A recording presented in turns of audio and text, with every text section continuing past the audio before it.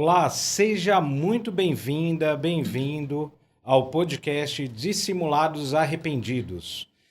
Hoje vamos falar sobre preconceito, sobre discriminação e aquele preconceito bem sutil que muitas vezes é disfarçado de uma brincadeira, daquela ideia de que não tem nenhum problema, isso aqui é normal e tal. É muito mimimi que o pessoal tá falando. Então é disso que a gente vai tratar aqui nesse episódio. Então fica com a gente.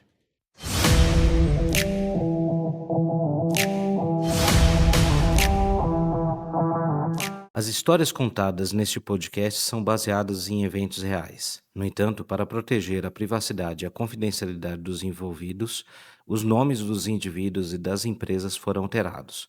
Qualquer semelhança com pessoas ou entidades reais é mera coincidência. Muito bem, eu sou Renato Santos, eu estou vestido de camisa verde, calça preta, tênis preto, estou usando um óculos preto, tenho cabelo castanho, olhos castanhos, e a gente vai falar então hoje sobre discriminação. Para isso, então, aí a Lê e o Nilson, também sócios da S2, vieram aqui para a gente discutir e debater sobre esse tema de uma forma bem tranquila, bem aberta e verdadeira, né, Alê? É isso aí. E é um prazer estar aqui novamente. Eu sou a Lê Costa, sócia da S2 Consultoria. Eu tenho pele clara, olhos e cabelos castanhos. Eu estou com uma calça verde, uma blusa bege e uma terceira peça em amarelo. Olá, prazer, sou o Nilson, sócio também da S2 Consultoria. Eu sou negro, uso óculos, meu penteado é careca. Eu tô com uma camisa vermelha, uma calça azul e um sapato marrom. Muito bem, Alê. Qual é a pergunta, então, do nosso primeiro dilema? O nosso primeiro dilema, na verdade, agora, a gente vai falar sobre é só brincadeira. E aí a primeira pergunta do PIR, qual que é, Alê? A pergunta do Pia é a seguinte: o ambiente de trabalho que tem brincadeiras e apelidos entre os funcionários é saudável? E essa é uma pergunta que muitas vezes as pessoas falam assim: nossa, mas o que está por trás dela? O que vocês querem medir realmente como respostas? E aí a gente traz respostas que foram extraídas de entrevistas com profissionais que se apresentavam sem preconceito nenhum e que vai ser apresentada aqui pela nossa IA. Eu acho que é saudável sim. Brincar aproxima, quebra o gelo. A gente passa tanto tempo junto, precisa rir. Eu brinco com todo mundo igual, não é maldade. O problema é que hoje em dia as pessoas se incomodam com tudo. Então aqui, pessoal, temos o viés da normalização, né? O que é o viés da normalização? É aquela ideia, é o seguinte, cara, isso aqui não é problema, isso aqui é só uma brincadeira, deixa o ambiente tranquilo e tal. E por que o viés da normalização? Porque ninguém quer ser acusado, denunciado, ou mesmo auto-culpado, né? Ou seja, a pessoa mesmo se identificar como uma pessoa preconceituosa, discriminatória. Ninguém quer isso. Ninguém quer pegar e falar, nossa, eu sou racista, eu sou homofóbico. Ninguém. Por quê? Porque isso, graças a Deus, a sociedade já está recriminando, já está falando o seguinte, cara, esse tipo de ação é completamente inaceitável. Então as pessoas, ou por medo, ou por culpa, ou mesmo por vergonha, elas não querem ser taxadas ou serem identificadas como um preconceituoso, um discriminatório, ou uma pessoa discriminatória. Aí a questão é a seguinte, para aliviar essa consciência, a pessoa normaliza. E uma das maneiras de normalizar é a questão da brincadeira, é só uma brincadeira, né? Pois é, e a gente lembra, né, que quem bate, vamos usar esse termo, ela nunca lembra, mas quem recebe essa brincadeira, ela nunca esquece. E muitas vezes é a pessoa que fica mais constrangida com a situação, né? Porque aí você tem todo o grupo ali ou rindo ou apoiando de alguma maneira, porque o silêncio ele não deixa de ser um apoio, um consentimento para aquela situação, e a pessoa ela tem duas opções. Ou ela vai lá e levanta a mão e diz, olha, não gostei da brincadeira, e aí muitas vezes ela vai ser excluída daquele grupo, ou não vai ser aceita, ou ela entra na brincadeira, né? No sentido assim, se eu entrar na brincadeira, mesmo que seja algo que me traz um desconforto, pode ser que eles parem com aquela brincadeira logo a seguir. Uhum. E aí falando de preconceito, né? Eu acho que o preconceito mais difícil de tratar é aquele que não é reconhecido como preconceito, né? Inclusive porque isso pode se diluir no grupo, enfim, e aí se apoia nas risadas, e a organização, no final das contas, vai perder muito mais do que um simples contrato, né? Uhum. E principalmente quando vem de uma gestão, né? Aí isso você começa a perceber que ela está muito mais internalizada à cultura. E como que você quebra isso dentro da cultura? A partir do momento que ela tem consciência de que aquilo não é saudável. E aí você ouve muito assim, ai, mas tá chato agora fazer gestão, né? Você não pode brincar, você não pode contar uma piada, você não pode descontrair o ambiente.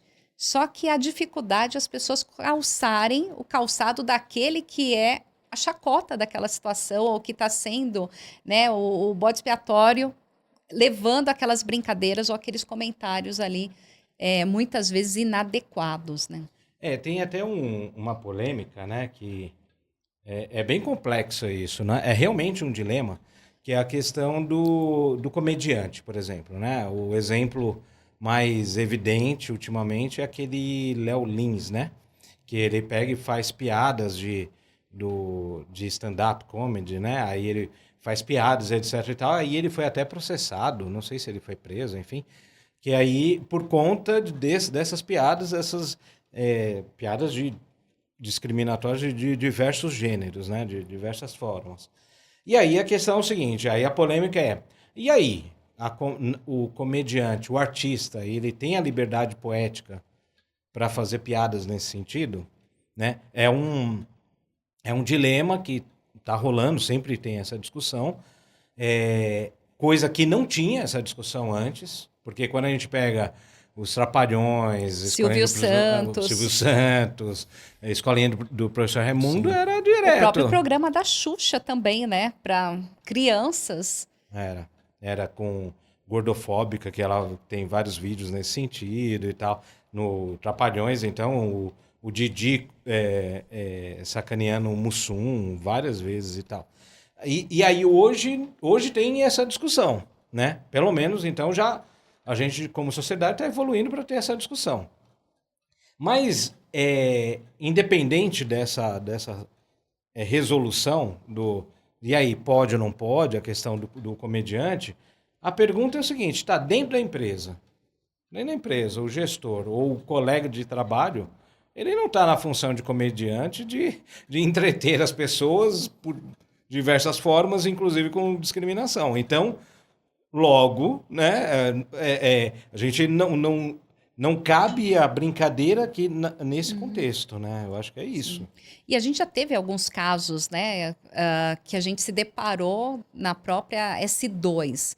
Eu lembro de uma empresa de logística e nós fomos convidados para apoiar eles no desenvolvimento do código de conduta, e o presidente da empresa, ele usava muito de brincadeiras e palavras de baixo calão para se reportar realmente ali aos profissionais, os colaboradores nas reuniões. Então, assim, se bateu a meta, ele fazia uma piadinha ou falava alguma coisa realmente que deixava as pessoas ali de uma certa maneira constrangidas.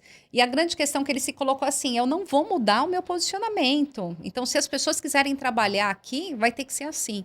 E o alinhamento que nós fizemos na época com a área de DHO foi o seguinte, olha, isso precisa estar muito claro já no processo seletivo. DHO é RH, né? Desculpa, até trazendo aqui, né, a área realmente de desenvolvimento humano, para a gente evitar de ficar falando de recursos humanos, que a gente tem uma certa aversão realmente a essa nomenclatura. Então, a área de DHO é a área de desenvolvimento humano organizacional. E aí eles começaram a trazer isso no processo seletivo. E isso fez com que o turnover, de fato, diminuísse, porque muitas vezes era um profissional excelente, avaliava tanto a questão comportamental, a gente cruzava com o teste do PEER, tinha uma pessoa de fato alinhada para aquela posição, mas quando a gente olhar para a cultura, ela não tinha sinergia, ela não queria realmente ouvir aquele tipo de comentário. E ela saía. Então, era um desgaste tanto para a organização, como também para a própria pessoa que estava participando do processo. Poxa, Alessandra, mas faz sentido esse presidente trazer essas situações? Na minha opinião, não faz. Mas precisa ter transparência. Se ele não vai mudar a postura dele, ele precisa, de alguma maneira, isso ser claro dentro da cultura para não atrair pessoas que depois não se sintam à vontade, né, de trabalhar nessa empresa. Mas eu lembro de um caso, e acho que você pode trazer com mais detalhes, Renato, que foi uma situação de uma denúncia que fizeram um comentário homofóbico no espelho, não foi? Do banheiro. Foi no cartaz, Né, da empresa, só que a vítima, ela acabou, não que aceitando, mas ela ficou em silêncio frente àquela situação, na tentativa de querer que aquele assunto não se prolongasse, né?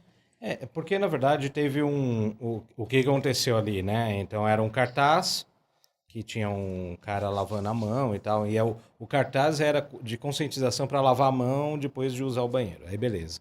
Então, era o cartaz assim, e era um bonequinho, e aí desenharam um pênis e escrito chupa fulano. E esse fulano, ele era homossexual, assumido, todo mundo sabia e tudo mais. E aí, o que aconteceu? Aí alguém tirou foto, não foi o próprio funcionário, não foi o fulano, tirou foto e denunciou falando que houve um ato de homofobia. Quando a gente entrevistou ele pegou e falou o seguinte, cara, não sei se é homofobia, porque coincidentemente foi um dia depois que meu time perdeu. E aí eu não vou revelar qual time, porque, né? Porque aí beleza. Aí o que acontece? Aí ele pegou e falou isso e tal, e aí ele tinha essa dúvida, se realmente era ou não. Por isso que ele não fez a denúncia e falou, cara, não. E aí a gente continuou a investigação e realmente chegamos na pessoa. E, de fato, a pessoa que fez isso, ela confessou e tudo mais, ela não tinha feito com esse viés de homofobia. Ele fez por conta do time.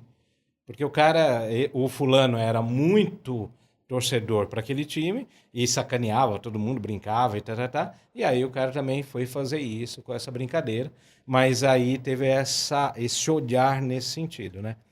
Então, é interessante esse caso que a Lê trouxe, porque nem toda brincadeira, esse é um ponto importante, nem toda brincadeira tem um viés de preconceito, né? Isso é um ponto importante, porque senão, se a gente banaliza também, a gente vai para um extremo que esse extremo vai banalizar também o que realmente acontece. Então a gente tem que tomar cuidado nesse sentido. Agora, por outro lado, tem brincadeiras que, assim, realmente, a pergunta que a gente tem que fazer é o seguinte, são duas perguntas. A primeira é, a pessoa que foi direcionada àquela brincadeira, como que ela se sentiu? E como que ela está se sentindo? Se ela se sentiu constrangida, ofendida, discriminada, acabou. E eu completaria até a maturidade dela também, porque assim, no caso dele, né, era público a opção dele, ok. Mas ele tinha uma maturidade de como lidar com essas situações, porque também se ele se colocar o tempo inteiro como uma posição de vítima, o sofrimento dele é muito grande. Sim. Porque ele vai achar o pelo no ovo, né? Que todas as situações que acontecem ali estão sendo direcionadas para ele. Então a gente tem que tomar cuidado nesse sentido. Agora, por outro lado, e aí a segunda pergunta é, aquela brincadeira tem alguma conotação discriminatória de um grupo, minoritário? Se sim, mesmo que a pessoa não se sinta ofendida, a pessoa direcionada, aí aquela brincadeira tem que cessar. Não tem espaço para isso, não tem que ficar. Vamos continuar brincando, e tal, às custas de um reforço de uma discriminação, né? E é muito importante a questão da cultura. Tem um outro cliente nosso que a gente teve a oportunidade de fazer a jornada comportamental, que era revisitar. Eles tinham, na época, 11 princípios e eles queriam entender se aqueles 11 princípios, eles, de fato, estavam presentes ou não, ou se tinha que otimizar esses princípios. E era uma empresa no interior do estado de São Paulo, com uma cultura muito familiar, então o próprio fundador ainda era o executivo principal da organização. E eu lembro que quando eu cheguei lá, tinha uma caixa de papelão mesmo, sapato, embaladinha, bonitinha, e ficava em vários pontos ali da fábrica e na parte corporativa, que era para as pessoas fazerem as denúncias. E ao longo lá do processo da jornada, uma coisa que me chamava a atenção era o fato da cultura ser muito presente, uma cultura muito aberta para trabalhar as questões de discriminação.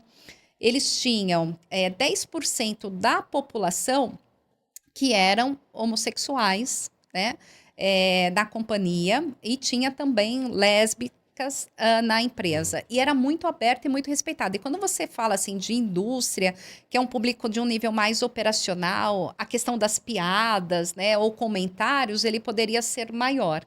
E tinha um grêmio na empresa e eram 2 times de futebol, um das lésbicas e um dos homossexuais.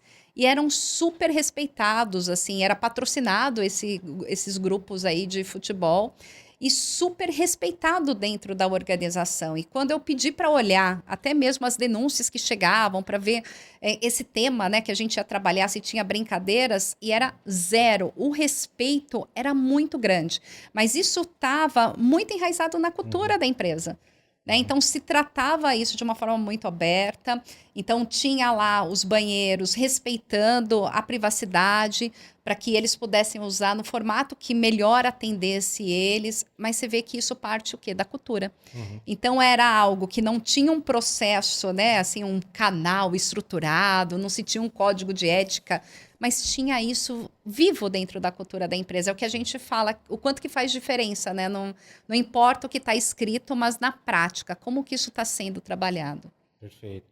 Inclusive, falando de cultura, a gente sempre traz aqui no Dissimulados Arrependidos, que a gente chama de tábuas para construir a ponte de ouro, né? Ou seja, o que poderia ser feito para que as pessoas não cometessem essas ações antiéticas, como, por exemplo, a discriminação. E uma das tábuas é o seguinte: escuta de impacto. Então, o que é isso? É a empresa criar rodas de conversas sobre vítimas ou ouvindo vítimas de piadas para as pessoas falarem como que elas se sentiram. Porque eu, por exemplo, eu estou aqui, o homem branco, hétero cis. Eu estou numa situação extremamente confortável que se eu ouço uma piada homofóbica, uma piada racista e tal, isso não vai me afetar. Porque eu não tive uma vida onde eu fui discriminado ou sofrendo preconceitos, mesmo aqueles preconceitos mais sutis.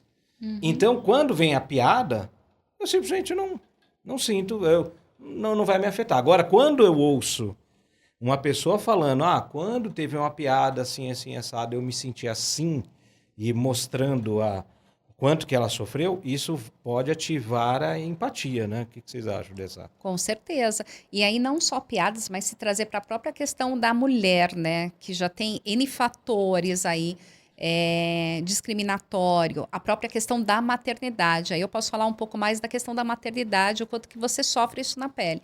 Então, ela sofre quando ela descobre que ela vai ser mãe, se ela está num ambiente corporativo onde não há espaço para isso, e ela sofre se ela vai voltar ou não, porque muitas vezes ela acaba sendo afastada, ou ela não participa de projetos, porque daqui a pouco você já vai se ausentar.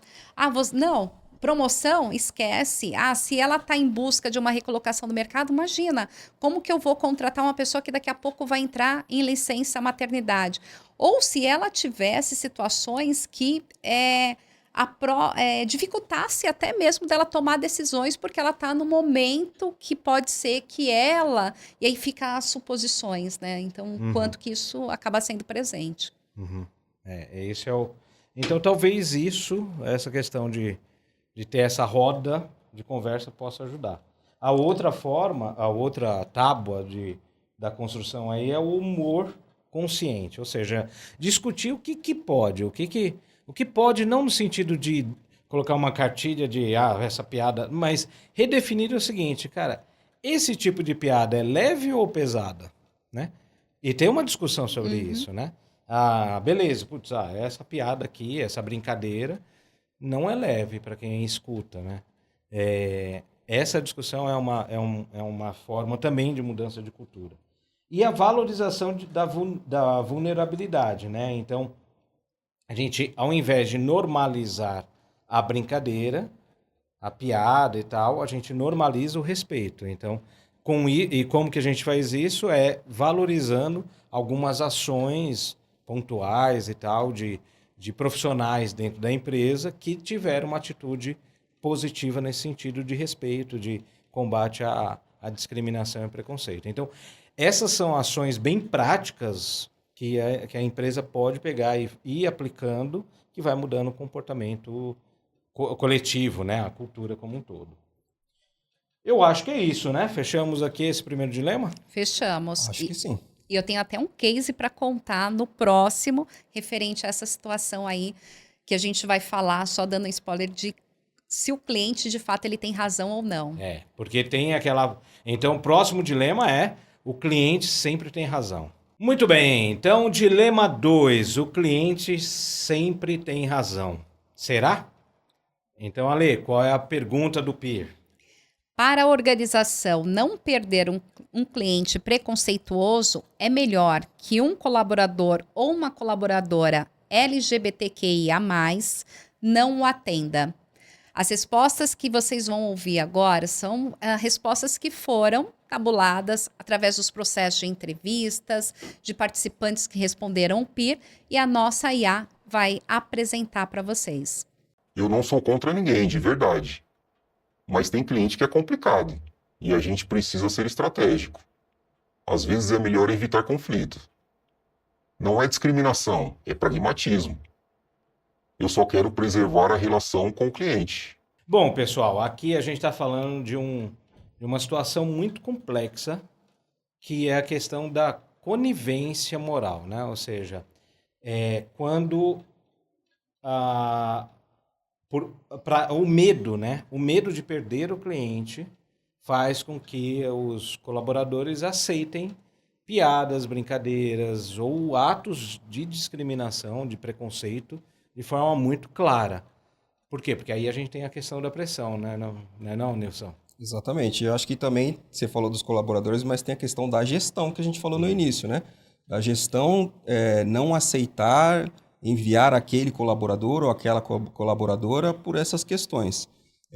Então, eu acho que isso é uma coisa que realmente precisa ser bem trabalhada, porque além da gente ter essa questão entre colaboradores, tem essa questão da gestão e nem sempre o cliente vai ter razão. Então, acho que nesse caso o cliente não pode exigir não ser atendido por A ou B, porque senão você normaliza isso ao invés de tentar coibir ou corrigir ou melhorar isso, né? E a gente vê que está tendo uma mudança, né? Se a gente olha alguns segmentos, existia um perfil modelo para contratação, né? A pessoa tem que ter um manequim XYZ, tem que ter um cabelo YZ, e aí você via que só escolhiam, de fato, perfeição para aqueles segmentos. Hoje você já vê que tem uma variedade, né? Não está se olhando mais só para o corpo da mulher, principalmente, em relação àquela posição. Eu lembro de um cliente que eu não gostava de atender esse cliente de maneira alguma, e sempre tinham reuniões lá na sexta-feira, no final do dia. Não sei se você vai se recordar desse cliente. E sempre não casava a agenda ou do Renato ou do Mário, e eu acabava indo sozinha para esse cliente, e era uma reunião de conselho, o conselho 100% homens, brancos, e era para apresentar resultados sobre os testes de integridade do perfil da companhia que a gente trabalhava ali na jornada comportamental. A profissional da área de DHO era uma mulher, mas que não tinha voz nenhuma nessa empresa. E a gente chegava para a reunião e era assim, sexta-feira, regada a cerveja, então você já, ok, eles tomando cerveja enquanto você apresentava o resultado, e a piadinha corria solta. Ah, não, mas fulana é aquela gostosa que entrou agora? Ah, quem é que vai ser o primeiro a sair com ela, hein? A gente vai fazer aposta aqui de quem que vai sair o primeiro e vai ganhar o prêmio. A fulaninha, aquela gordinha, a gordinha não, tira a gordinha daqui. E a gente era obrigada, eu e essa gestora de DHO, ouvir essas piadas e fazer cara de nada. Porque a nossa vontade, de fato, era levantada ali e ir embora. Mas você via que aquilo era presente na cultura. Só que não fazia sentido. E esse foi um cliente que logo a gente falou, olha, estamos cancelando você como cliente, que não faz parte, né, do propósito que a S2 tem realmente de levar a questão da integridade, mas uma integridade que de fato ela seja praticada, não adianta ser só falada, porque isso compromete de fato com aquilo que a gente acredita, né? Sim.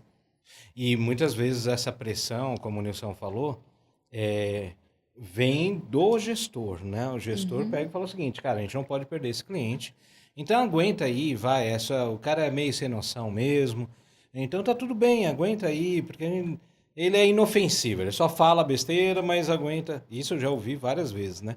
E aí nessa de, aguenta aí, não faz nada, esse cara é inofensivo, você só retroalimenta, o cara vai se sentindo cada vez mais empoderado. Normaliza, né? Não vou mandar você, vou mandar o fulano ou o Beltrano. Então, você tá normalizando. E essa pessoa vai ficando, né? Eu lembro de um caso também que a gente tratou, que o cliente não aceitava ser atendido, a conta dele ser atendido por uma mulher trans. Porque, cara, isso aqui ele afeta aqui. Não tenho nada contra, tá tudo bem.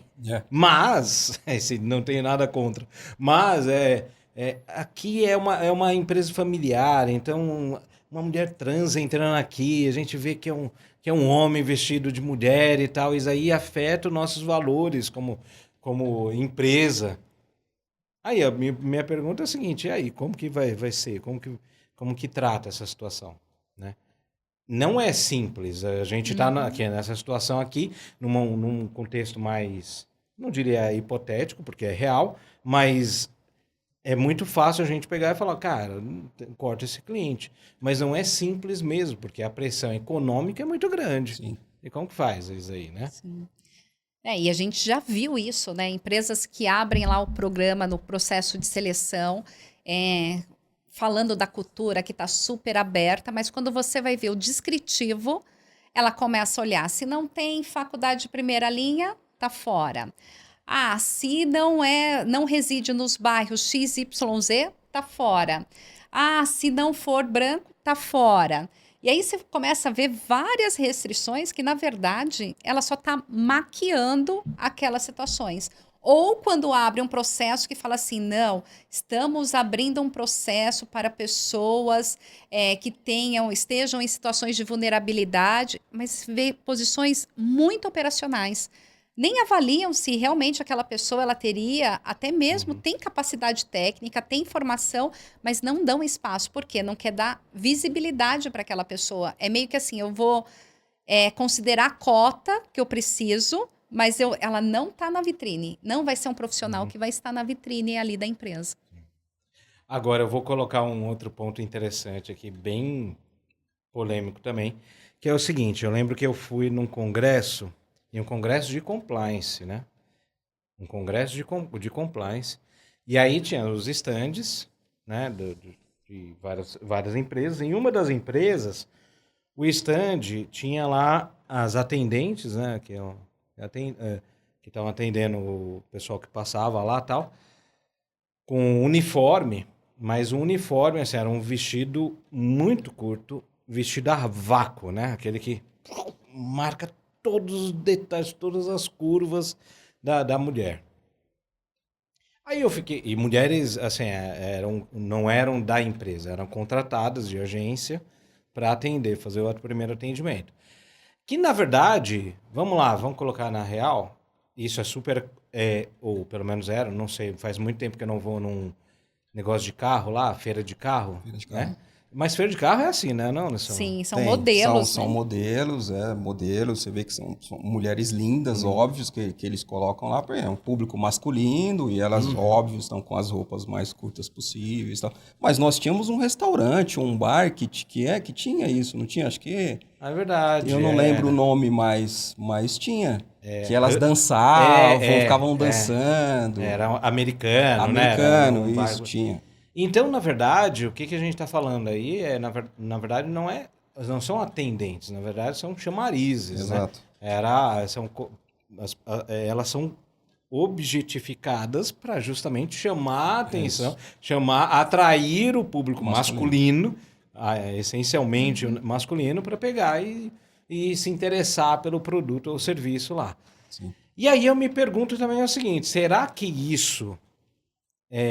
e aí, obviamente que eu quero dizer erroneamente, mas isso acontece, o homem vai lá, vê essa situação, ele se sente na liberdade para assediar essas mulheres. E aí, o que acontece elas são orientadas para saber aceitar ou... Aguçar ali a curiosidade, mas dentro de um limite, né?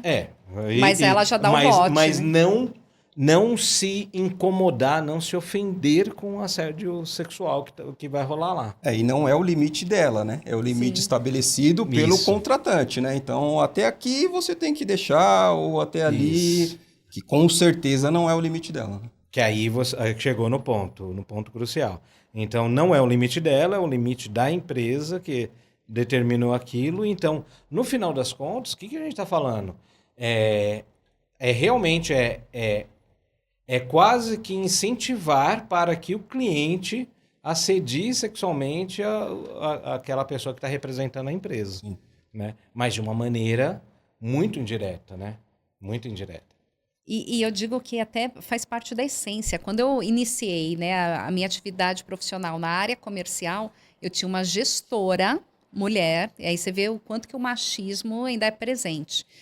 E as vendas eram vendas por telefone e essas ligações eram ouvidas. E aí eu tive a infelicidade dela entrar em uma ligação, ouvir, onde o cliente diz assim... Alessandra, eu quero que você venha aqui pessoalmente, porque a gente vai ter uma transação muito grande. Eu sei que nós éramos comissionadas, então você vai ter uma comissão muito grande para transportar esse tipo aqui de mercadoria, mas você vai precisar vir aqui. E aí eu falei assim, não, mas não faz sentido, porque as vendas elas são online, eu não tenho necessidade de ir aí. E aí ela ouve essa ligação, ela diz assim, não, você vai. E aí você vai de mini saia para essa visita. E aquilo foi super constrangedor, que aí eu fui acompanhar uma vendedora externa nessa visita, e ela de fato era muito bonita, parecia uma modelo, e a recomendação foi, vocês duas vão ter que ir de saia para essa reunião. Então, você se sente como um objeto mesmo, é um objeto de comercialização e tá tudo bem. Né? E você vê que isso era presente na cultura. E eu olhava para aquilo e falava assim, gente, isso não é real. Isso deve ser assédio, mas eu não tinha magnitude de fato se aquilo era ou não. E principalmente incentivado, porque na minha intenção era assim, ela, por ser mulher, ouvir isso, falar assim, não, cancela. Vamos colocar esse cliente no lugar dele. Não, foi o contrário, incentivar. Vamos satisfazer o desejo dele. Você vai e aí ainda... indo pessoalmente, ainda vai estar com as pernas de fora.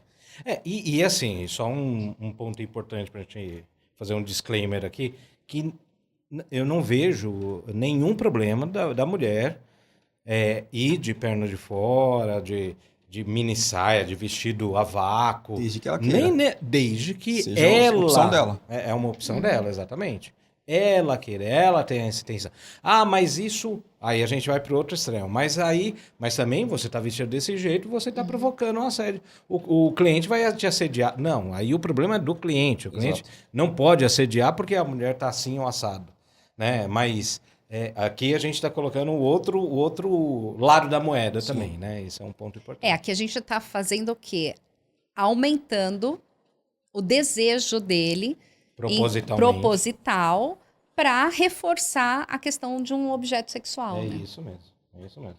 Bom, e aí como que a gente, então, constrói a ponte de ouro aqui? Então, uma das maneiras é o propósito visível, né? Então, ou seja, é ancorar valores na decisão por meio de políticas de relacionamento com clientes. Então, inclusive, até fechando, quando fechar o contrato, ou não precisa ser só no contrato, para não ficar uma coisa puramente jurídica, que muitas vezes o cliente que vai realmente estar na operação não vai ler aquele contrato, mas ter um contrato, mesmo de alguma maneira mais informal, mais sutil e tal, mas reforçando o seguinte, como que a gente espera o seu comportamento com os nossos funcionários, né? Ou principalmente nossas funcionárias, cliente. Então, isso é um ponto interessante. O que né? as empresas têm usado muito isso, que é positivo, é o próprio onboard, né? Nesse onboard ele já traz essas questões de integridade que sinaliza como que é a cultura aqui da organização. E é bacana que cada vez mais a gente vê essa presença assim, eu tô cancelando esse cliente. Às vezes nem fechou realmente com o cliente falando assim, olha, você não tem sinergia realmente com o propósito do nosso negócio. Isso está mais aberto, né? Isso é bacana. Não está só com o olhar capitalista, né? Ah, Sim. essa conta, ela fazia sentido. Mas como que você vai usar ou representar? A gente vê várias marcas hoje que olha quem que eu quero usando o meu produto. Dependendo da pessoa, eu não quero que use o meu Sim. produto. A gente Sim. vê muito isso com a Ferrari. Não é todo mundo. Não adianta você só ter o dinheiro para consumir o meu produto. Eu quero ver se você, de fato, tem sinergia com a cultura do meu produto, né? E aí isso tem a ver com a segunda tábua, que é a coragem institucional da empresa pegar e dar exemplos, inclusive em redes sociais, cancelando influencers que de repente tiveram atos de discriminação. Se posicionar. Ó, o influencer que estava aqui nos representando e tal teve uma conduta assim o assado que fere nossos valores, a gente está cancelando aqui com esse cara. Resumindo, eu acho que a empresa não pode sacrificar a dignidade de ninguém para proteger o negócio. Esse é o resumo da ópera, né? Então, não dá para seguir essa linha. É isso. Muito bem. Então, resumindo a história, o cliente nem sempre tem razão, né? É isso. Então, Perfeito. muita calma nessa hora. O cliente, sim, a gente tem que atender, tem que buscar, porque ele que traz os resultados, ele que paga a conta no final do mês, beleza, mas, vírgula, não é a custa de tudo, né? É isso. Nem tudo é negociado, né? Nem tudo é negociado. Isso é importante frisar. Principalmente valores. Muito bem. Aí, agora, então, vamos para o terceiro e último dilema. Bom, pessoal, agora a gente vai para o terceiro e último dilema aqui desse podcast, desse episódio, que agora é e se eu visse, né? Aí agora não é mais o cliente, não é mais putz, se eu estou sofrendo, mas e se eu estou praticando a discriminação, mas e se eu visse uma discriminação acontecendo do meu lado? Essa é a questão, né? E aí, Ale, qual a pergunta do Pierre? Como você se sentiria caso presenciasse um ato de discriminação no ambiente de trabalho? E aqui a gente traz, essa é uma das perguntas que a gente faz no PIR, e as respostas elas foram compiladas tanto de profissionais que passaram pelo PIR, mas também que passaram por entrevistas. E aí a nossa IA vai trazer essa resposta. Eu ficaria desconfortável, claro, mas também com medo de me meter. E se eu falo isso me prejudica? Eu não concordo, mas não quero ser o chato da equipe. Às vezes, o silêncio parece mais seguro. E aí, aqui a gente tem uma situação mais... não é tão clara como os outros dois dilemas, né? Porque o que a gente tem aqui é o seguinte, puxa vida, eu não estou praticando a discriminação, nem estou sofrendo. Mas se eu estou vendo, o que eu devo fazer? E aí, se eu não faço nada, que é a situação mais cômoda, que na verdade é a decisão de não fazer nada, porque não fazer nada é uma decisão, Sim. e isso vai só adormecendo a integridade organizacional, não é isso? E eu acho que a maioria das pessoas elas não concordam com a discriminação, mas elas não sabem como fazer alguma coisa com medo de se expor. Então, eu acho que isso é uma linha de raciocínio, né? Uhum. E a grande dificuldade também é que é mais confortável eu ficar na minha do que eu me envolver com uma situação de um terceiro. Porque eu tenho o medo da represália, tem a situação da retaliação, o que que isso pode acarretar para mim, né? A gente tinha uma das perguntas que a gente fazia antes, né, no PIA, que era o fato assim, olha, a pessoa ela está sofrendo discriminação. Aí a gente colocava o dilema, vai ter um aniversário, alguma coisa. Você vai chamar essa pessoa também para participar do aniversário? Porque é meio que você está indo contra a própria gestão que está ali discriminando aquela pessoa, mas você está trazendo ela para um convívio social. Então é meio que você está se protegendo. Se esse gestor fica sabendo, você vai começar a sofrer também. E aí essa pessoa, além da discriminação, ela sofre a geladeira, né? Que é a geladeira tanto do gestor como também dos próprios colegas. Então as pessoas querem se afastar dela, então não ajuda e também se isola. E aí é um baita de um problema também, né? Porque aí a pessoa ela já não tem a iniciativa de levantar a mão e situar toda a situação porque ela se sente sozinha e não tem apoio. Porque quem vai apoiar ela numa situação como essa? E às vezes também não tem ferramental, né? É. Não tem os canais adequados, né, para isso. E aí a pessoa ela fica ali à mercê. E aí o que que eu faço? E é um ponto interessante essa questão dos canais, porque muitas vezes a empresa fica numa situação cômoda, é o seguinte, eu contratei, tá, um canal de denúncia, tem aqui um 0800, tem aqui o e-mail, tá. Beleza, tem o e-mail, tem aonde a pessoa denunciar e ela pode fazer isso de forma anônima. Mas aí a pergunta quem que vai tratar isso e se a pessoa vai saber tratar isso, ou a pessoa, ou a área, vai saber tratar isso com confidencialidade real, né?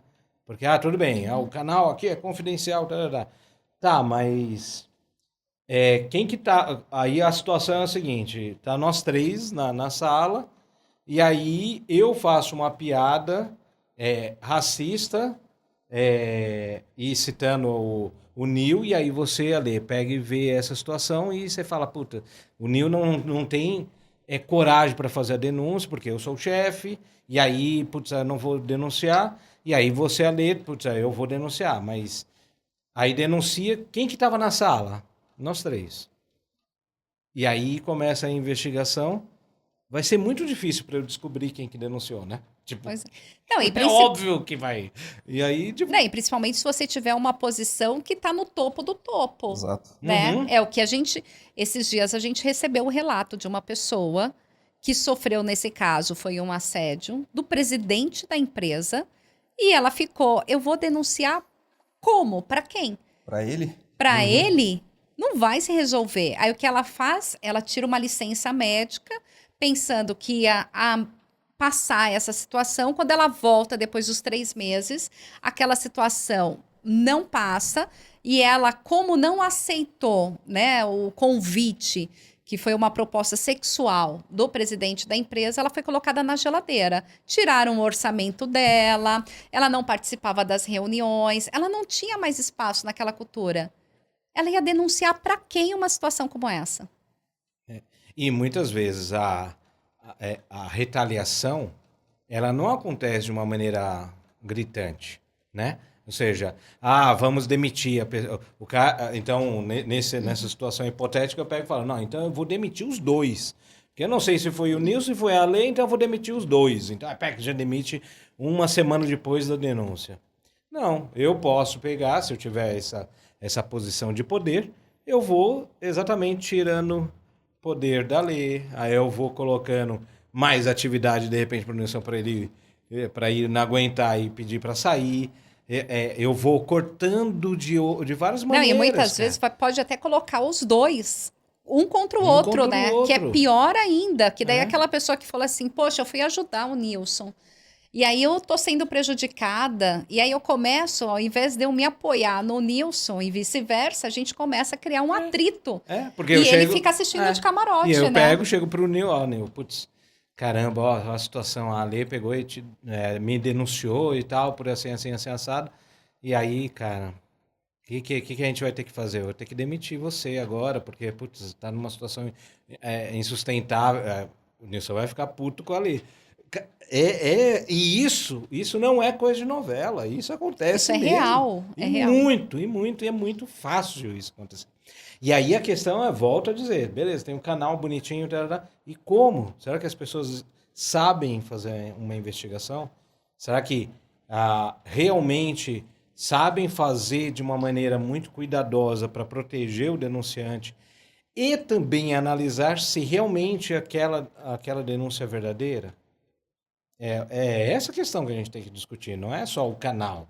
Tá, tem o canal, tá resolvido. E Não. principalmente olhar quem faz parte da comissão de ética da empresa.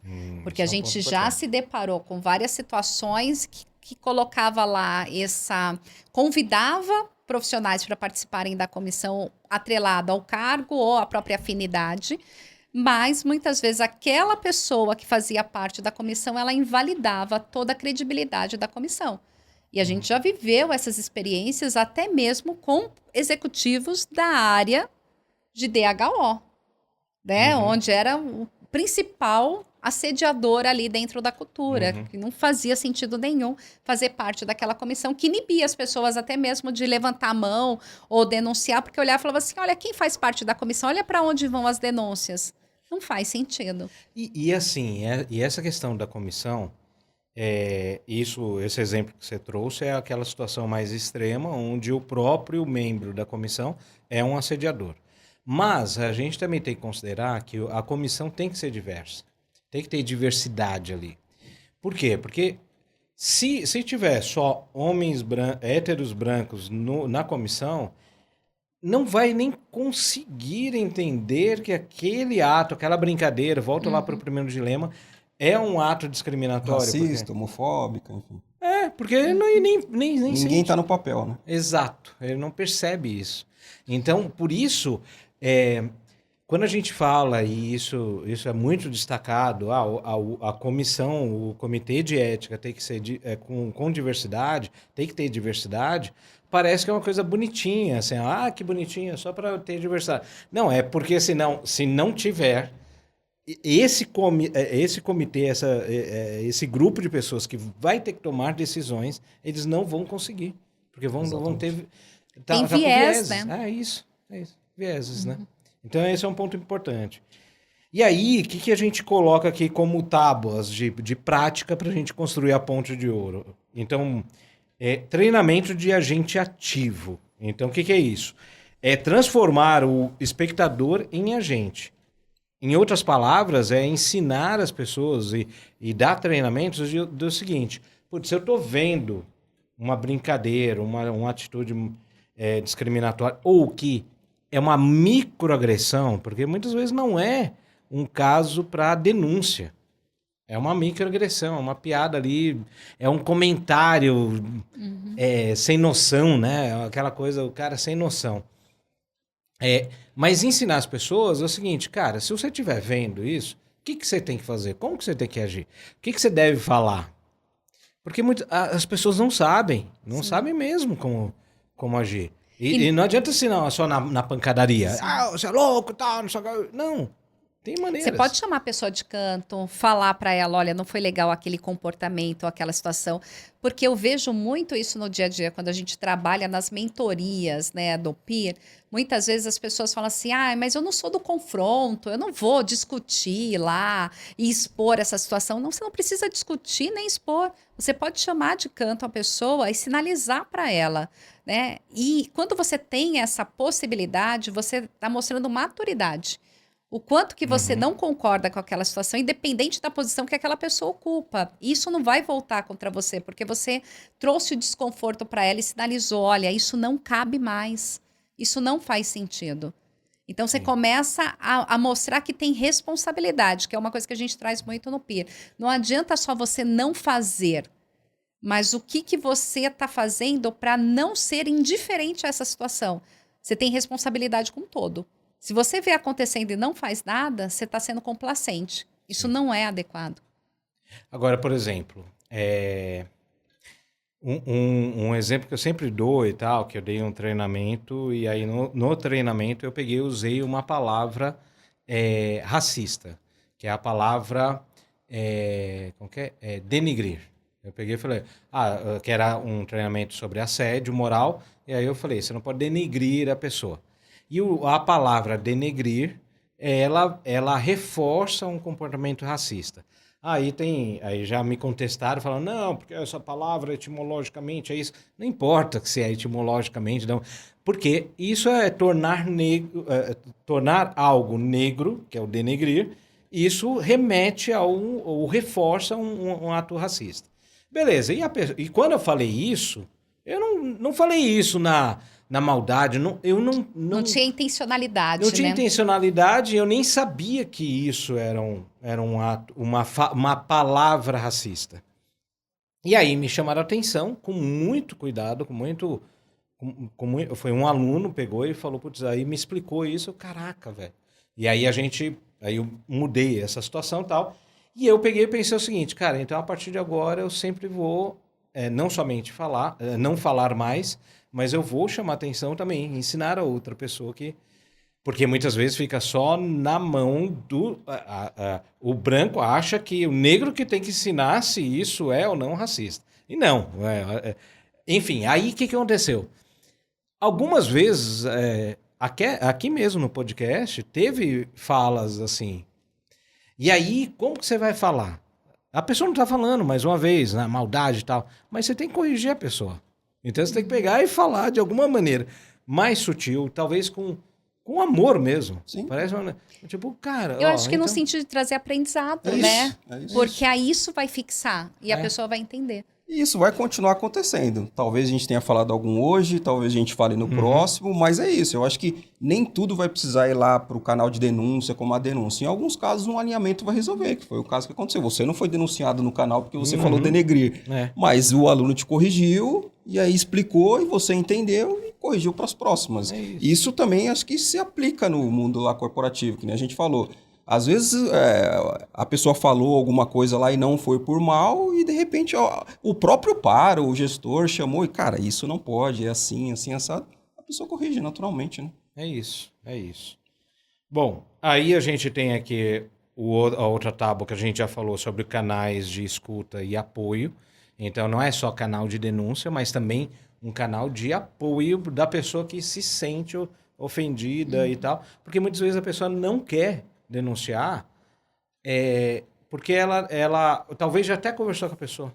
Já pegou e fez essa conversa, né? Sim. Putz, não gostei da piada, da brincadeira, mas ainda assim aquilo lá afetou ela, a ponto, inclusive, de falar com a pessoa. Então, ter um apoio, um lugar que ela possa ser ouvida, muitas vezes ela só quer ser ouvida sobre o quanto que aquilo lá ativou alguns gatilhos para ela. Então, esse é uma ferramenta. Isso eu acho... importante, desculpa, Nilson, até para evitar uma situação maior, porque nada começa grande. Dessa brincadeira pode surgir situações maiores, né? E você comentou de apoio no ferramental, mas e proteção, né?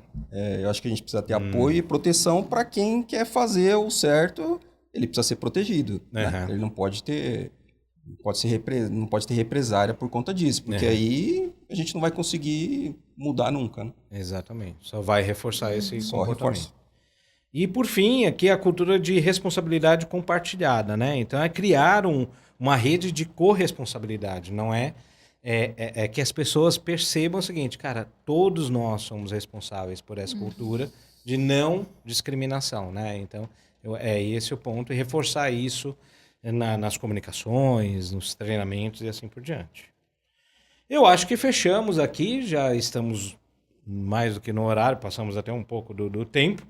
E aí, só para finalizar aqui, aí eu queria passar a palavra para vocês, mas o ponto é a discriminação, a mais óbvia, aquela escrotona mesmo, aquela, você não tinha que estar aqui, né? Que a gente vê, e é mais louco, que a gente vê nas redes sociais, que sempre existiu, acho que tinha muito mais, só que não tinha gente gravando, filmando Exato. lá, mas esse tipo de discriminação é muito mais raro de acontecer dentro da empresa.